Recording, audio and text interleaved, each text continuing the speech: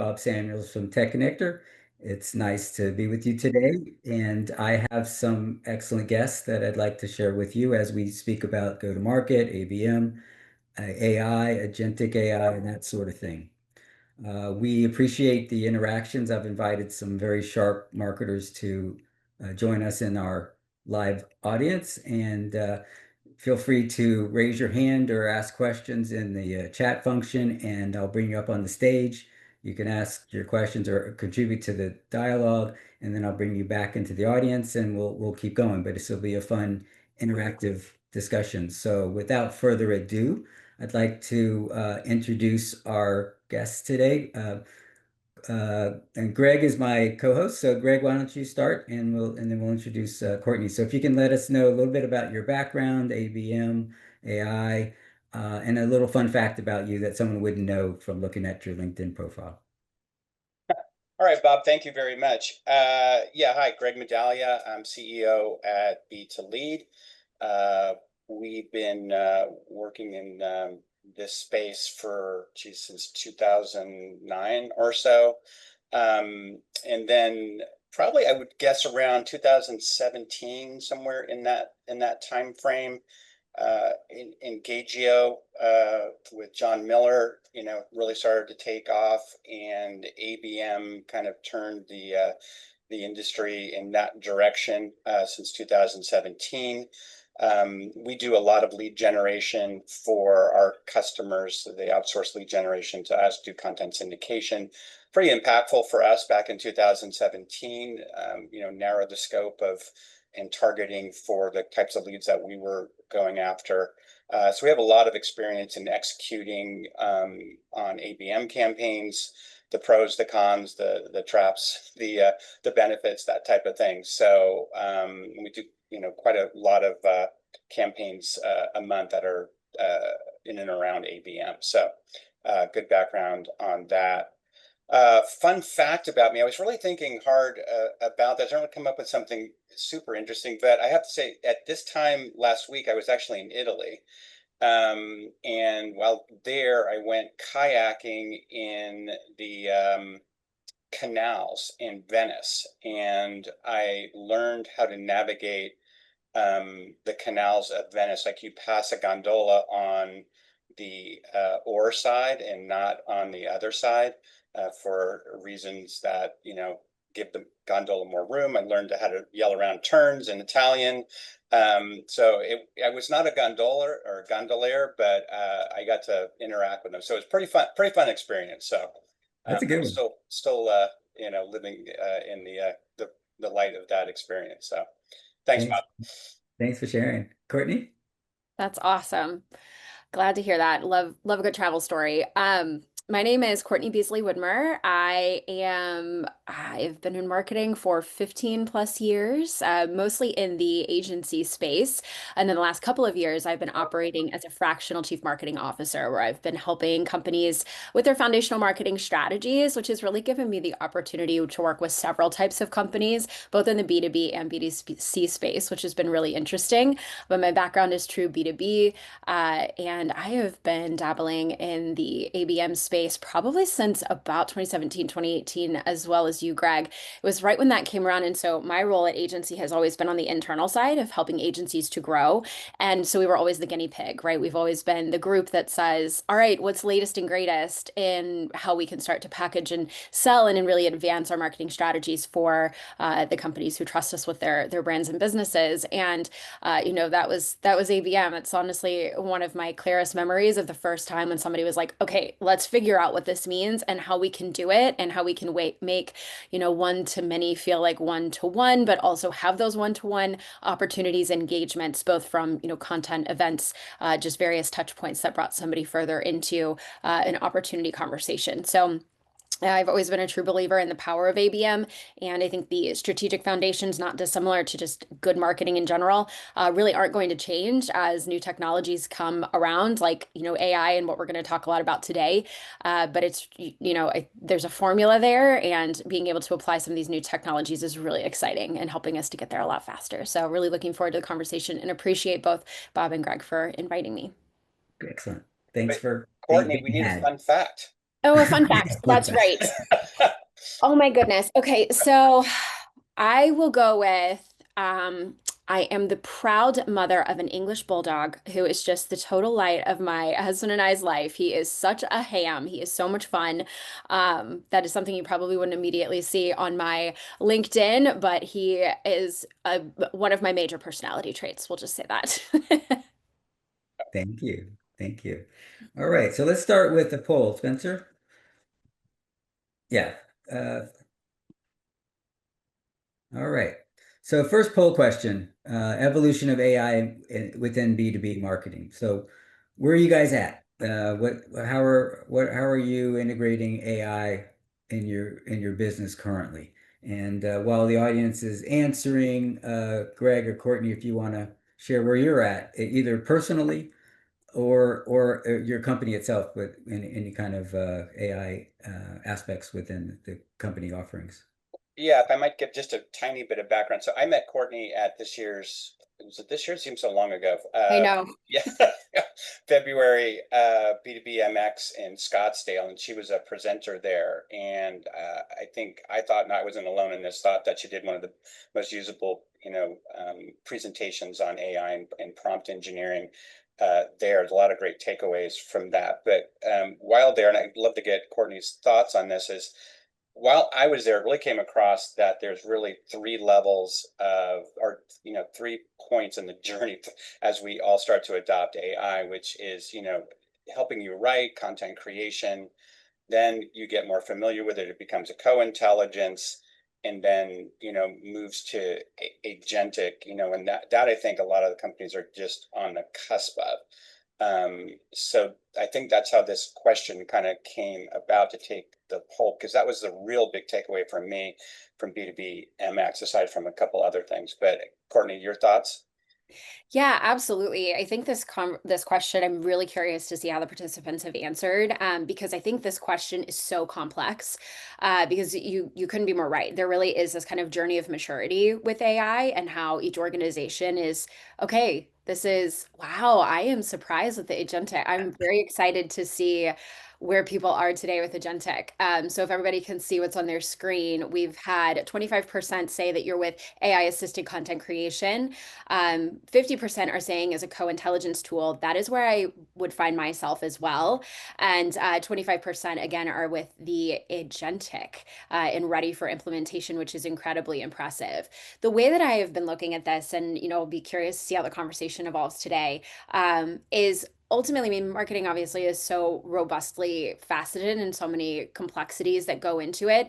I think that there are levels of which each of the factors within our organizations could effectively be at each of these stages.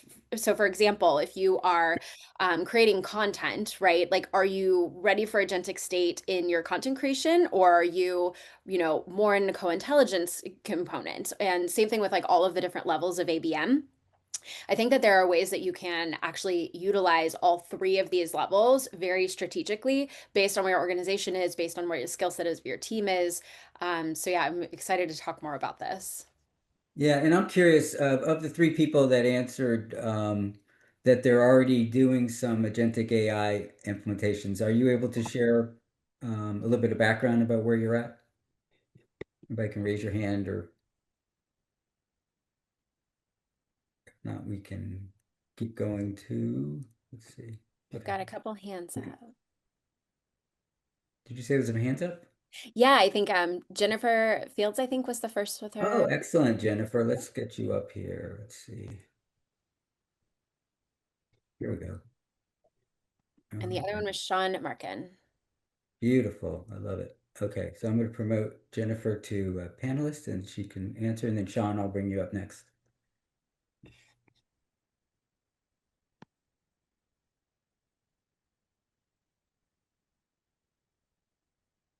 All right. Hi, Hello. Nice to see you, Jennifer. good to see all your faces. And also, I answered this as one of those companies that is just on the cusp, as you guys were talking about. What I'm actually like currently building and about ready to launch to my team is a centralized campaign agent that I'm building a custom GPT. So that's really exciting. And I'm interested to hear from you all too, like how, if you've built these for your groups, what they look like and how they're working, because I've been putting, I run a demand generation marketing team that focuses on new logo acquisition campaigns. And we often rely on product marketers on content teams to help build this content for us.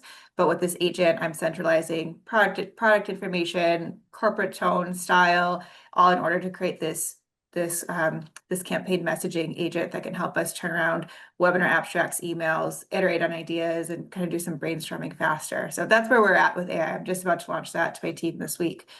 So it's going to be a good test for us the next couple of months is how we continue to scale and grow with these agents. Good timing. Yeah, that's awesome. That was actually one of the biggest things we discussed in the presentation that Greg was referring to was the opportunity to create your own. You can go as simply, and I'd be curious, Jennifer, how are you building that? Is that built on something that you guys are scraping from one of the current like open source platforms, or is it proprietary? What are you guys leaning into? We're building it on, yeah, we have enterprise chat GPT for our org. Okay, So that's what we're exactly. using. Yep, and that was actually my recommendation and what I gave all of the suggestions around for the presentation was you can literally go in and just pre-program a GPT to be any one of any of these things. So I'd be curious, are you building that based on like your users and your buyers and like everyone who is in kind of that buying committee, or is it by company? Or is it by product effectively of what you are trying to sell? How's that being built? I mean, that's what we're trying to test and explore right now too. Yeah. So we don't quite have it, I don't quite have it figured out yet, but we have uploaded documentation on our personas that we're going after and companies that we go after. We haven't gone as detailed as specific account-based lists yet, but I do see us getting there at some point in the future. And yeah, that's kind of where we're at. Product information centralized, persona information centralized, and buying committees are also part of those personas too. So we have that Awesome. centralized documented. Yeah. Yeah, that's very smart. That's very exciting. You'll have to keep us posted on how some of the results start coming back because as it continues to learn, obviously, and as y'all continue to learn how it's reacting to the information it's been given, it can just continue to get better. So that's exciting. Yeah. Thanks. Excellent. Thanks, Good job. Jennifer. I'm going to bring Sean up and Jennifer, I'll bring you back and feel free to join us again when you want to contribute again. Thank you.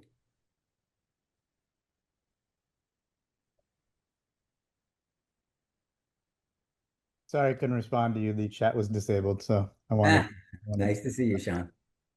Nice to see you as well. So the question is, what are we building? What am I building with Agentic AI? Yeah. So it started by having sort of a mixture of experts approach. So we were responding to queries automatically via email.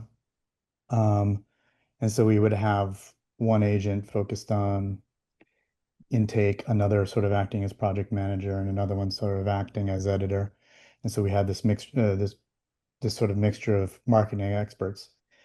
And for me, that was an interesting first step, but I thought that what I wanted to do was sort of represent a digital twin of our individual customers and from a sort of a cognitive science perspective. So we would have one focused on attending, another one focused on short-term memory, another one focused on long-term memory. So we'd have this sort of deconstructed mental model for the individual customer. And the idea being that you would, across platforms, be able to have this relationship building over time. So someone would interact with the website, they'd interact with email. Email is easier because there's not the immediacy of response required. And so we're using technologies that obviously LLMs, but we're also using agentic RAG, um, vector databases. Mem0 is one of my favorite platforms because it allows for long-term memory. But we're also using other foundational models beyond transformers and large language models. So because they're just inadequate to the task of the type of symbolic representations that we want to be able to have. They're just not able to have the richness of experience. Sean, can I ask a question? Are you using, so you're creating these models to recreate an employee or A customer. a customer? What is your data source for the model then, right? Are you pulling in your customer data or, What is So, it, what is it learning from? yeah, so customer data is part of it. So it's fine tuning on that customer data, but then we're also having interactions with that person. So, for example, the person is having a text-based chat with that person. We're also seeing them sort of interact with the various locations that they interact with on the company's website. So we're building that into it to sort of get some intense signals around what they're looking for. Yeah, so since February, a long time ago, right? You know, the the concepts that were at B2BMX were around, these three levels, but subsequent or since then, this is such a rapidly transforming, space right now.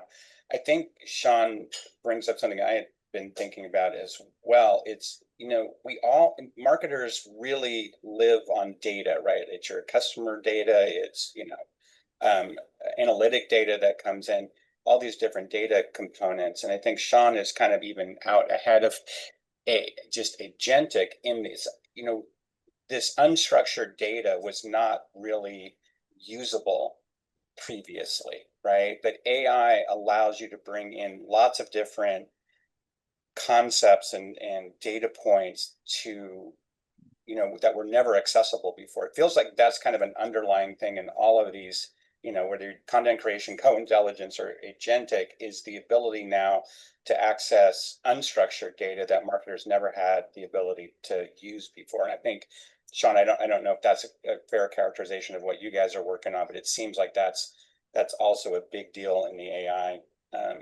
transformation right now. I think for what it's worth, I think for me, my vision is that every customer, you build a deep relationship with every customer at scale. And historically, what's been possible is you're broadcasting out a message. As we've gotten better, you can say, well, this segment looks like this, and this subsegment looks like this. And so I'll write to them, but there was a limitation. There's a human limitation on how many, for example, emails you could write that were customized, right? Or pathway. There's only so much, MarTech that you could have. Okay, well, I'm going to go this, and if the person texts me and the person does this, and now you can sort of say, look, whatever the customer interacts with, we can we can generate a novel path with them and create a story over time that persists and then is proactive in that recommendation. And a lot of what we've done historically, at least what I've seen, has been reactive. And this is sort of where I see this going is it's allowing us to get on the front foot. It's allowing us to sort of proactively sort of define how the relationship can be. And in doing so, the systems understand your brand. But that can't really happen at scale unless you're building a digital model. And I would argue that the technology is still limited in terms of building a digital twin for every single customer you have. Like it's possible in theory if you have a boutique number of, a boutique where you have a small number of people and you can build the data for all of them. But in general, what we're doing is we're using LoRa to fine tune on individuals for aspects of it. So, but I've said this for a while now, or at least mostly to myself, as I pace my house like a weirdo. Um, that transformers, which are the technology that underlies large language models, are only a part of the equation. You can't get away with just one type of foundational model. Like you have to, and that sort of means you have to be technically literate in order to sort of build those models. And so part of it is this knowledge base we're building with graph databases, for example. So I use Neo4j as a way of sort of creating structure for a lot of the information. And so you have to have these multiple components, which if you think about sort of first principles, isn't particularly surprising because, you know, that's how the brain is structured. We have brain modules. Like the brain doesn't have just one global sort of module to it. It has a bunch of modules that sort of co-interact. So that's kind of what we're attempting to replicate in some ways. Yeah, that's really I don't know if I fascinating. answered your question. Sorry, Courtney, I didn't mean to cut you off, but Greg, I don't. No, no, not at all. I think it's really fascinating. And I couldn't agree more that I mean, every day that's what technology has been attempting to do, right? I mean, just take Google as the primary, most obvious example. Everything that they've done has been trying to get machines to think more like humans in the way that we interact with content and how it's served to us. And so that we then all started creating content that felt like what Google wanted to see, but really ultimately was what the person wanted to see. And that's what AI is going to have to continue to do as well. And I think that's where, from an agentic standpoint, a lot of companies are getting held up right now is the ability to build that at scale in the way that you've been able to, and bringing in all of these other, I wrote down actually some of the names of the companies you were referring to, or the programs that you were referring to, which I think are really fascinating. I had just a couple of quick follow-up questions for what you guys are building. I'm not familiar. What industry are you in? Luxury goods. Suits. Okay. Yep, great. And so then I guess I was curious, and from like a consumer type, are you doing this for all of your consumers at this point, all of your buyers, or is this like very like to your top tier customers? The initial group are people on our email list because Okay. this makes it very because there's not an immediacy Yeah. um for email, it means that we can have that little bit of delay that we need to sort of have the system go through the sort of thought process as a Yeah. user. Yeah. Gotcha. Well, it's just going to keep getting faster. So that's very cool. I mean, yeah, there are technologies to speed it up, but they seem to like pop in and then pop out depending on investor whim. So we'll see. Yeah. Yeah. And when you start to think about like the psychographics of all of it, I mean, there are so many complications with AI right now as well around hallucinations and just fabrications. And, there's stories of how it's taking people down these like psychosis types of scenarios. And that's more in like personal use cases, less in the business use case at this point. But it's just really interesting to consider as you're going to get further into the psyche of the individuals and how all of those components are going to come together at the same time. It's really smart what you guys are doing. Thank you very much for sharing all of that. Appreciate the compliment. I will say we haven't had a lot of problems with hallucinations because of how we structured it. Yeah, that's great. Although no one has fallen in love with our AIs yet. That is the goal of mine. I'd like to have our AI be so good that people that literally fall in love with it. Yeah. But I don't yeah, hallucinations haven't been a problem. I would say that the company itself does build some psychographic elements into its personas, Mhm. but the system it's but that has historically been more useful in sort of like the targeting when we were limited by the type of relationship that we were like what we're able to do. So I need to know that this person is this type of persona to send this type of email or this type of messaging. Because the system evolves itself, it's building a world model of that psychology of that person, which is why we need this digital twin, because the digital twin acts as sort of like a grounding mechanism for the other agents that are building, the content for that. So like we less a priori design the psychographic profile and let the system evolve itself to it, like and evolve it. At least that's sort of the theory. We'll see if it works. Yeah, yeah, that's great. Okay. Thank you, Sean. I appreciate it. I'll tell you. I'm I'll gonna disappear. okay, disappear. Gone. Poof. Uh, so Spencer, pull number two. Thank you. So crafting effective AI prompts. So how confident are you in your ability to craft the AI prompts? Um, that's a tricky part. So, setting the stage as far as what you are, who your audience is, what you're trying to accomplish, what's the tone. Courtney, Greg, what are your thoughts on this?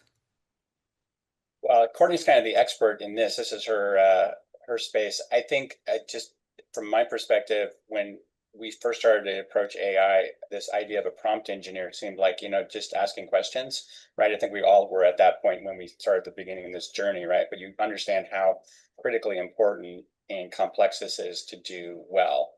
Um, so, with that said, you have thoughts on this? Yeah, absolutely. I think Sean was just saying he's still on as a panelist, so he's not able to respond to the poll if you guys want to drop him off of Oh, that. Um, yeah, absolutely. Oh, Well, thank you.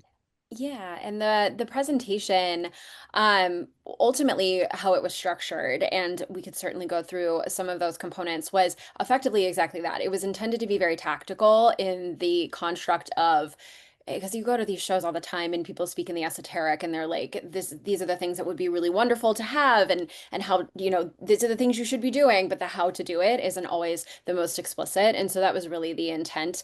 And ultimately we walked through 36 different ways that you could optimize your prompting for your AI journey. So it went through kind of the ABM journey. So it went through kind of like this six, foundational strategies effectively, or the journey through ABM of how you're pulling people in all the way from your research, then to the outcomes of actually bringing them on as a customer, and provided prompts for each of those. So there is so much that you can do. And it does feel like, yeah, 36% are saying very confident, as 57% somewhat confident, and 7% say not at all confident and we need more guidance. Maybe it would be helpful if, I don't know, Bob, if we had someone from the very confident or somewhat confident group, if you wanted to pop in and share how you guys got there. So we can Good have, idea. Thank you, Courtney. And yeah. anybody want to raise their hand and explain what you're doing that's kind of interesting? All right, we've got Dan. Okay, Dan, I'm gonna promote you to panelist. Dan's been a featured guest in the past and sharp guy. And by the way, I changed the abilities. Everybody can chat now with everybody else if you want. That was turned off before. Dan, nice to see you. Nice to see you and great to be part of this conversation. And so for me and kind of the journey of trying to build more confidence with the prompts, what I found is just, trying to go out and get best practice perspectives from people that have actually kind of gone through the experience, right, of kind of the tough learning, what works, what works better, what doesn't work better. And so what I found actually, I started applying things that I might seem like, do they really even make a difference? But things like being very polite, in my prompting, in terms of the thank you and the showing the gratitude. And then, really finding that the more detail that I can bring in terms of almost creating the persona for the AI in terms of who they are in the context of answering that question. I mean, little things like that have really made a difference in terms of being able to get richer results, right? Better results for that. So it's really been a little bit of trial and error and just trying to apply learning, things that are pretty fundamental, but it's really made a difference. Yeah, Excellent. I Courtney, agree with good. both of those things completely. I think it's really wild. Nobody expected the emotional intelligence component to come in so quickly. I don't think with chat features that we all have access to. And it's so true. The more you can get into negative spirals or you can get into positive spirals. And that really is a lot indicated by the type of communication that it's receiving and the positive reinforcements. I've even heard, as far as, if you, tell it it's the most important task you will ever accomplish, like, this is, world dominating type of, engagement that we're working through. That's the type of stuff that actually starts to yield some of the better results. Obviously, it's gotten to a point, I would say, with content creation, that there are some very clear tells when you are writing content with an AI chat feature. And that's always something to like really keep in mind. But The if you are, overuse of hyphens. oh my gosh, the hyphenization, Yeah, the it's M not dash this, debate, it's I mean, not. is right? There's a everybody lot of that experiencing? out there. Yeah, No more yeah. M Does dashes, everybody right? experience that? Because that's obviously AI. There's a lot of people that are, really proud of Yeah. the fact that, oh yeah, I can spot it. I can spot it, when it's AI. But Exactly right. I think telling them who they are, also providing brand, standards, prompts, telling them who they're speaking to, letting it know that you want it to kind of remove some of those components can be really important. and getting what you want out of it. I think it's ultimately just being as clear as possible in what it is that you're asking for and the format that is going to be best for that result. So if you want to review something in a table, ask it to build it for you in a table. If you want to like to be able to like literally look at data or information or what have you. If you want to be able to always ask it to cite its sources, be very explicit. If you are trying to pull something research related and you want its help in doing so, ask it to not only cite its sources, but to only pull the most relevant and recent articles in which you're, doing the research on. Things like that, that just have really helped to kind of right size, I think, some of the responses. And also sometimes it's like, I just need a short bulleted list of, X, Y, and Z versus like, all of the explicit detail that it can often go into. Too much content doesn't necessarily solve all of the problems. Um, I might relate a experience we had that is telling about AI. We're building an application that compares so we do a lot of content syndication, right? So we're building an app that compares content targeted to your ICP, right? So we had an interesting experience. The prompt for this is, as long as a book, and it has examples in the prompt of, you know, um, of what a matching of the content to an ICP would be. So it's to do that. Then we gave it a PDF that we didn't realize it was a content piece, think picture or white paper, that we didn't realize had security on it that you could read it as a human, but if you copied or pasted or interacted with it digitally at all, it was encrypted. So I hadn't come across this before with PDFs, but I guess it's a thing. And so when we fed that to the system, it couldn't read it, but it didn't tell us that, right? So what it tried to do was come up with an answer anyway, right? So it's kind of like this, it's going to, unless you somehow navigate it to let it know that, if you can't do it, then it won't say, I don't know.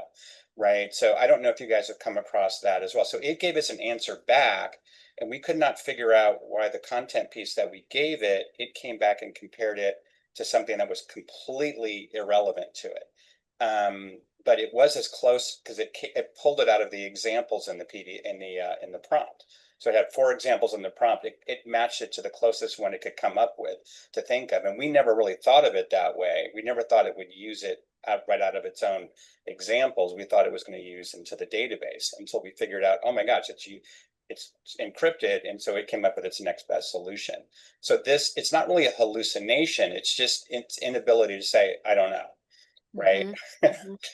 So I Yeah, don't, you've come I've had across that that. experience. I've had the experience where where it was unable to, how do we refer to, what are the pronouns we Yeah, what use are its for it? pronouns? Yeah, Yeah, whatever you exactly. want it to be. Um, yeah, so I call it chatty often. So I have had that experience though where it will be like I can't read that document. Please, provide the information in another way. But yeah, I will also be explicit sometimes and say, no hallucinations. If you're not able to find that information, put, NA in that category or give it some other clear indicator of what it's not going to be able to accomplish the task around.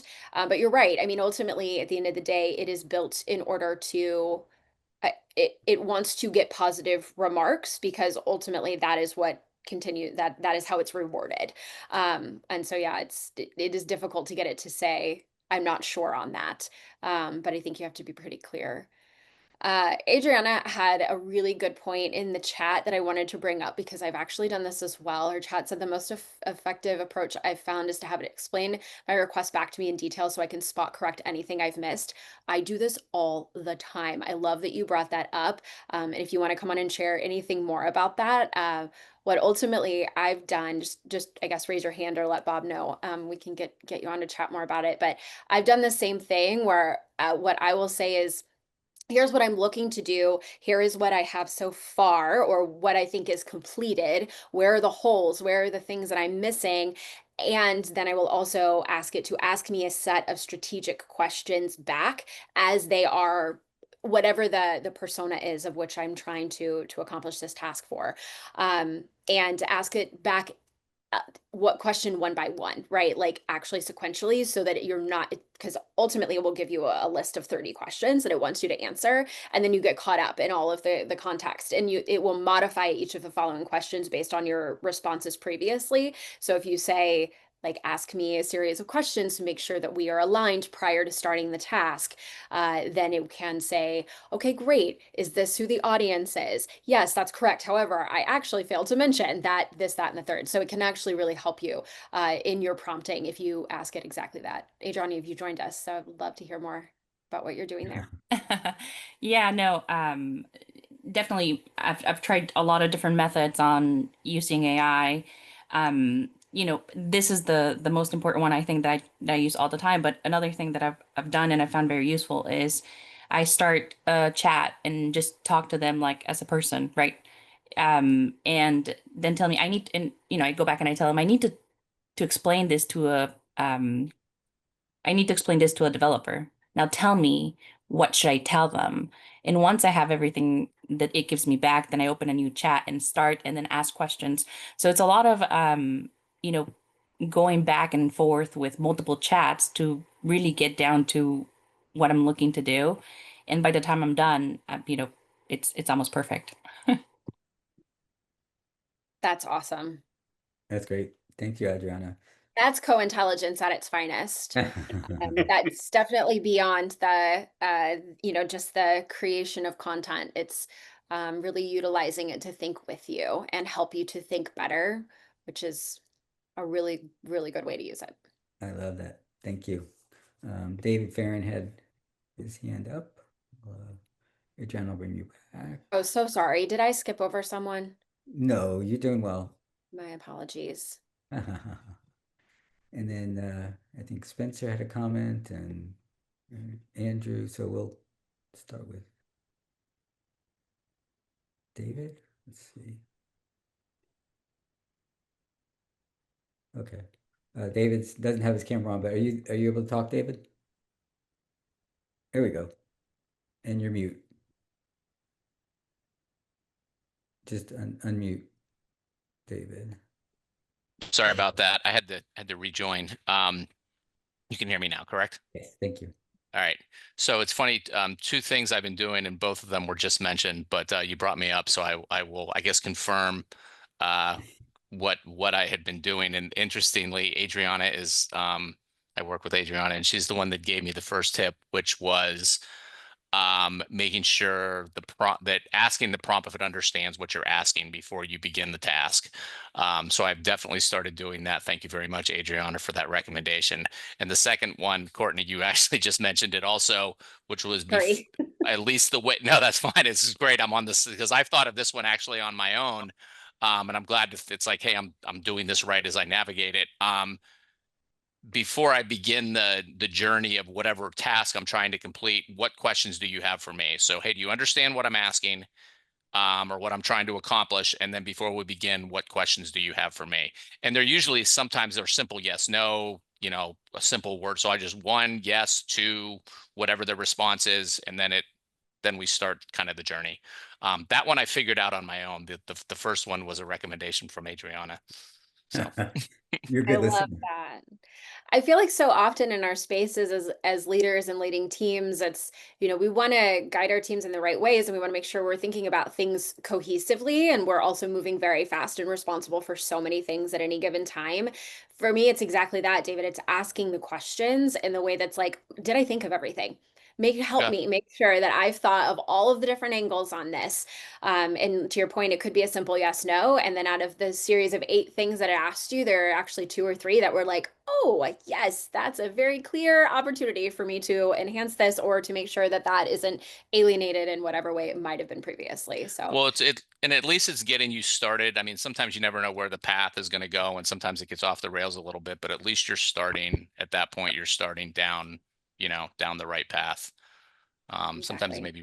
maybe resetting it, it's like, hold on a second, we're going down a different path. Let's reset this. Do you want, Exactly. maybe even asking that again, do you understand where we are? Yeah. That's Excellent. awesome. Thank you, David. Yep. So, you. Spencer, let's do our next poll.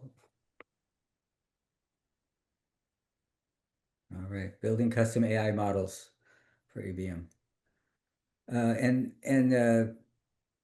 Greg, I think this is a good, maybe this is a good point to do your screen sharing, huh? Yeah. Let's talk about that. Is it shared? It's getting there. Let's It's see. trying. There we go. This was actually very close to, I believe it was Jessica, right? Who came on, oh, Jennifer, I'm sorry. Jennifer, who came on earlier and was sharing. Oh, right. Yeah, it's very, Well, come with me, if you will, for a trip back to 2017. love it. Yeah. So before AI, and we had to do everything with our own little fingertips on the keyboard and the mouse.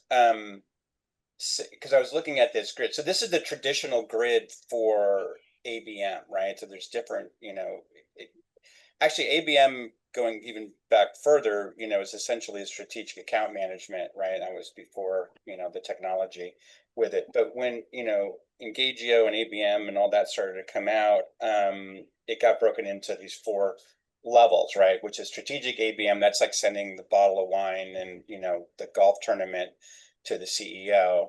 And then kind of just working down from that ABM light, programmatic, and then, on this particular grid, having a blended one, depending on situation. But this is really, I was looking at this is really driven from basically laws of physics. Essentially, could marketers do this much work for one customer, to target one account?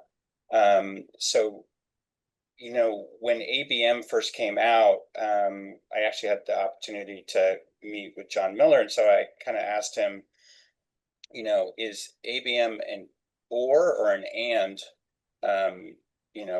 event, right? Are you doing it and doing, more a broad, marketing and demand generation, or are you doing it instead of it, right?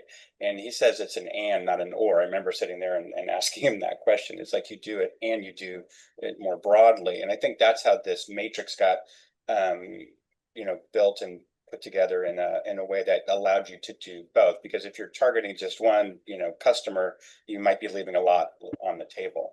But I'm really interested in this particular topic and what people's experiences with it, because I'm sure it's just like, my experience is just like everybody else's experience, is that, within the last 6 months or so, especially, we're all getting incredibly targeted and, knowledgeable outreach from, marketers, emails, everything from, coming out of Apollo, etc.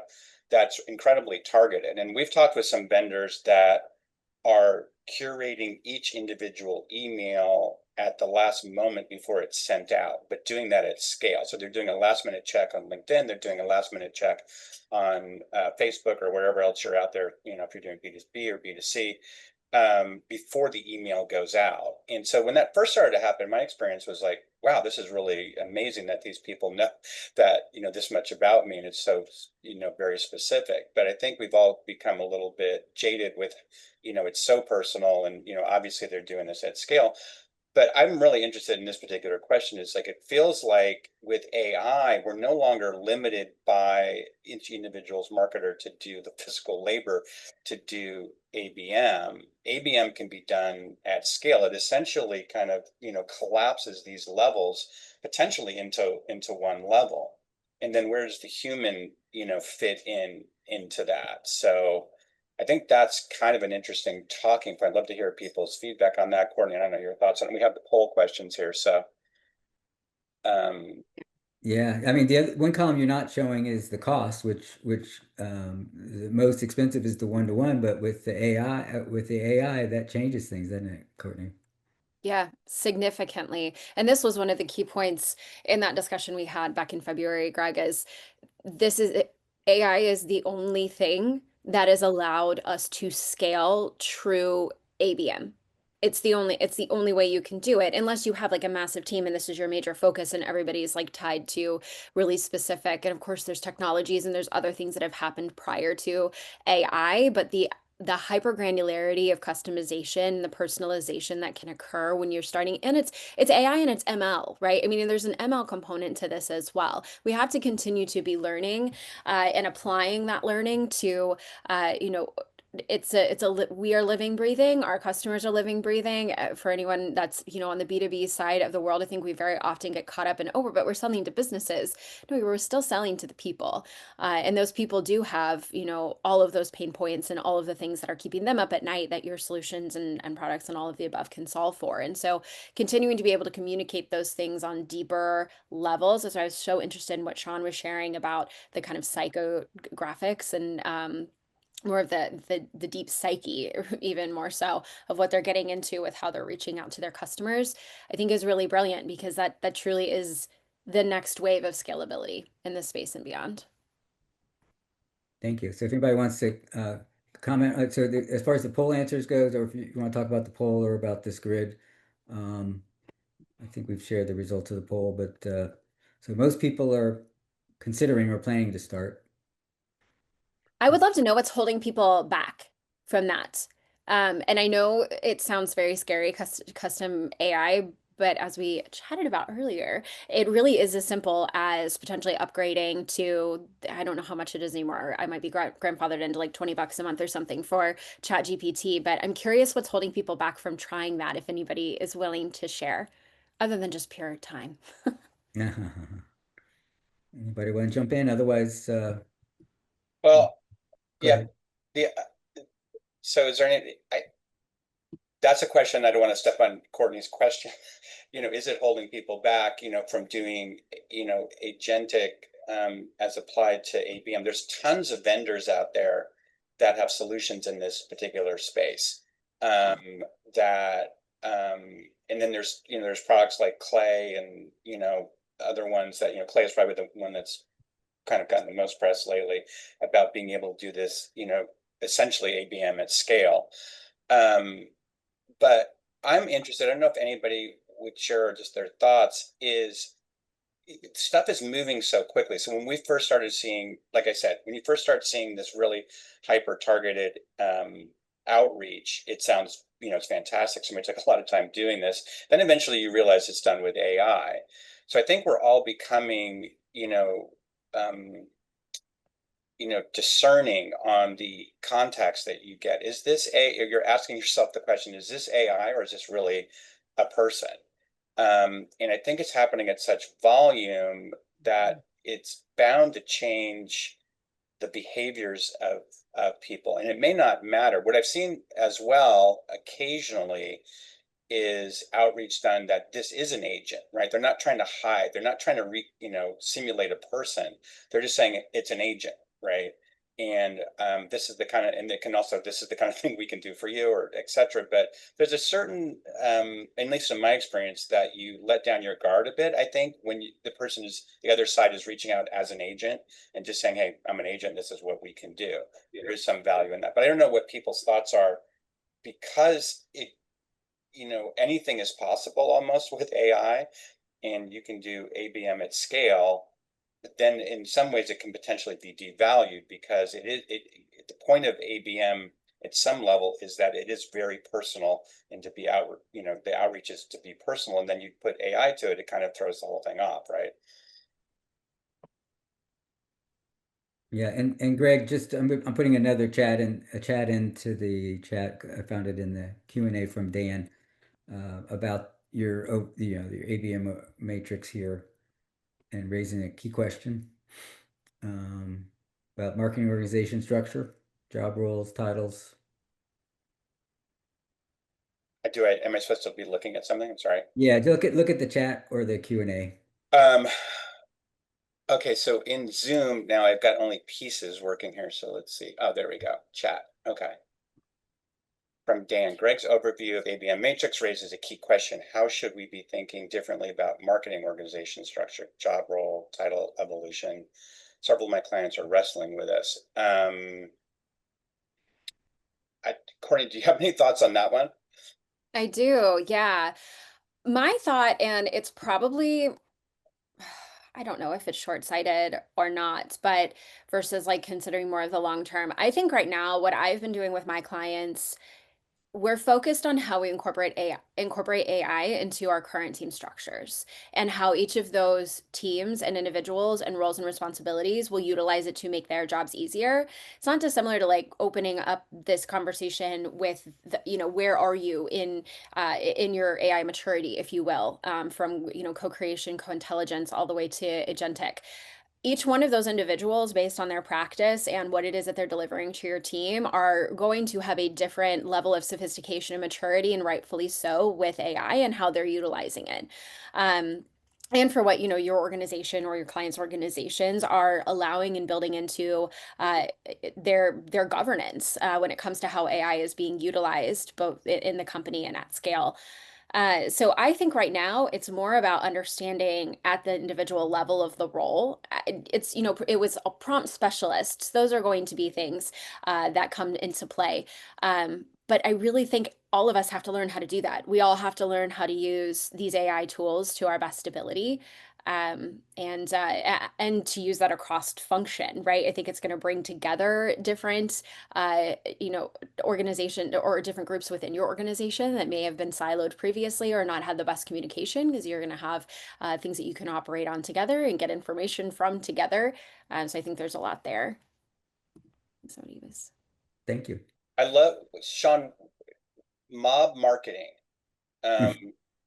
I'm assuming that's not organized crime. That's a large group of people you're referring to. Can you expand on that? I'm looking at the chat. It says, I think the most interesting structure I've tried is stolen from, oh, you just hire the Russian mob. I would agree with that. They're pretty effective. But for anybody who can't see it, it says, I think the most interesting structure I've tried is stolen from the development team's mob marketing. And then to Greg's question, he said, no, just hire the Russian mob. And he said too much. So Right. We don't want to get Sean in trouble though. that's all right. We won't.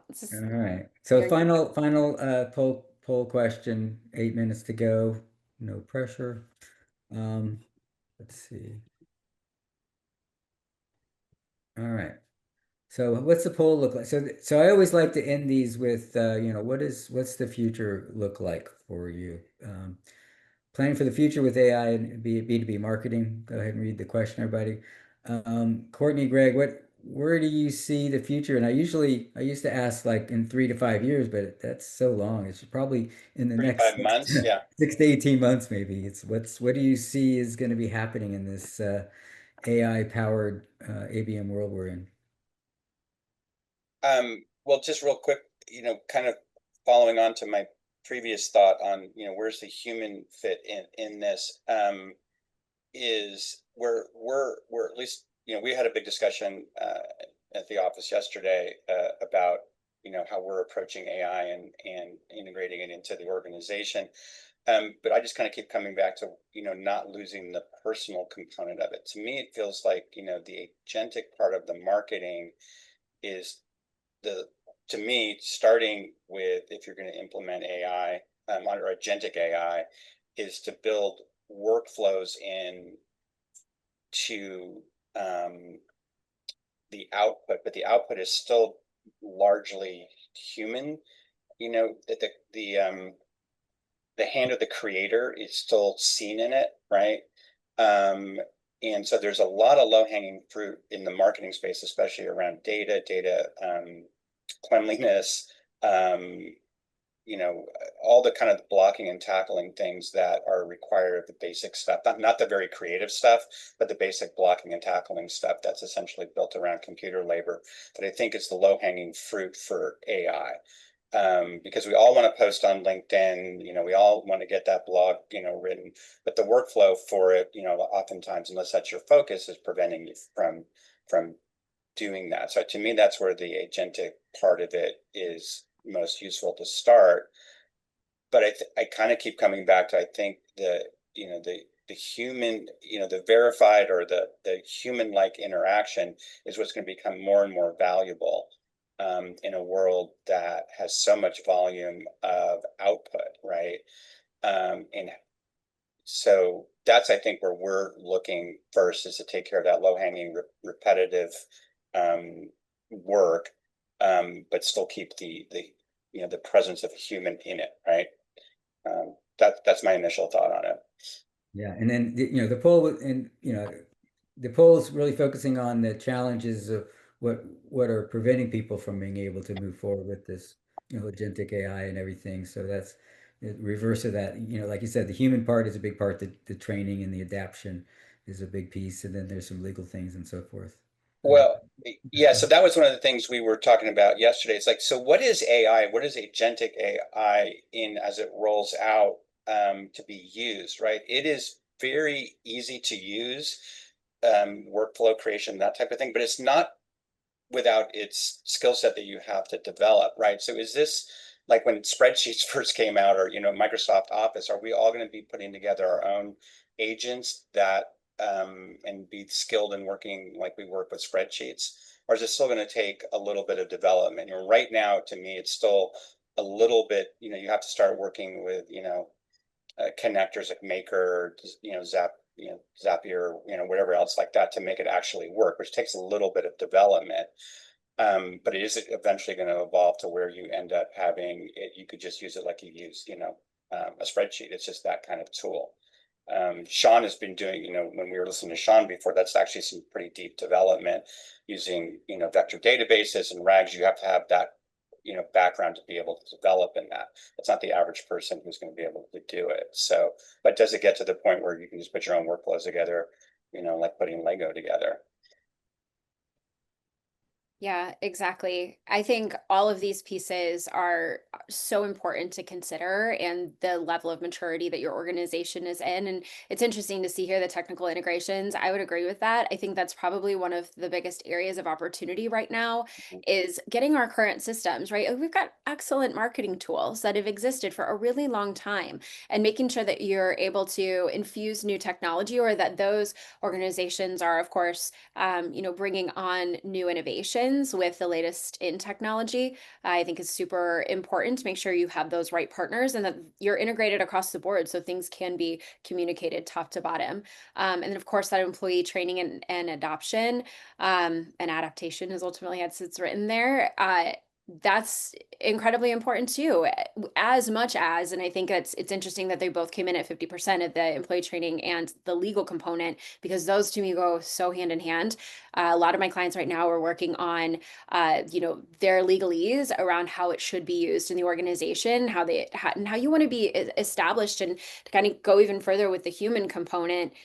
The best brands that people like to engage with, they do so because they feel connected to it. And as humans, we're always going to need to feel connected to something that is human-like. And I think that there's, to Greg's point that he's making, all of these kind of tie back into that in some capacity. Is at the end of the day, that's what we're trying to do. We're trying to scale better, move faster. And AI is being created in the likeness of human. I mean, it's trying to think like us so that we can move faster and do more in what it is that we're offering. So it really is all very tied together, and it's interesting. I agree with how all of these have kind of shown, and that the ROI and effectiveness, I think, will also be really interesting. How people think right now, they're still in some regard. Some people are a little hush hush, like, oh, we're not really using it for all of our content creation, or like, should you go in and see how an AI written blog post, or an AI supported, not necessarily top to bottom written, versus like just a human written asset performed, right? Like that's going to be really interesting to start to see how some of the content pieces come together in that as well. Looking out way into the future, a year from now, 6 months from now is way in the future. But one of the things was, on that poll was analytics, right? And Yeah. so the nature of, web analytics, or even, email or other things, but probably web, we're rapidly getting to the point. I've already seen it a couple times just personally in some of the work we've been doing, is you end up with no human interaction at all. You will have an agent going to a form that could potentially be interacting with a chat bot, which is an agent on the other side. So this isn't a big topic right now, but it could be in 6 months where you end up with agent to agent interaction. Is that valid interaction? Is it not? That I think is going to be over the horizon, a topic that we're going to be talking about. Yeah, the agent to agent thing. Yeah, right. Where there's no, Every agent Exactly. on my right now we're talking agent to human, right? Right. But agent That's to true. agent could be a completely different world, So especially true. for marketers and trying to track analytics, right? So true. All right. So, any final thoughts? I'm gonna let people join us just because we're gonna be wrapping up. But any final words of wisdom for folks out there? Spy versus spy. I appreciate that, Wayne. I remember it.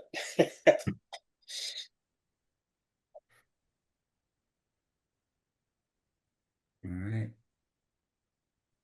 There's Final words of wisdom, Courtney, Greg? No, I mean, just keep at it. Don't give up on always learning and growing and allowing these tools to learn and grow with you. And appreciate again the dialogue here today. Yeah, that's pretty good. Yeah. My Thank you. final thoughts are this was a lot of fun. Thanks, Bob. Yeah, likewise. Do it again sometime. Sounds good. All right. Thank you all. I appreciate it. It's been a great talk and educational and entertaining. That's what it's about. So thank you, and we'll be happy to share the on-demand if anybody wants it. Sounds great. Thank you so Thanks, much. everybody. Yeah, Thanks, guys. bye-bye. Good job. Cheers. Bye-bye.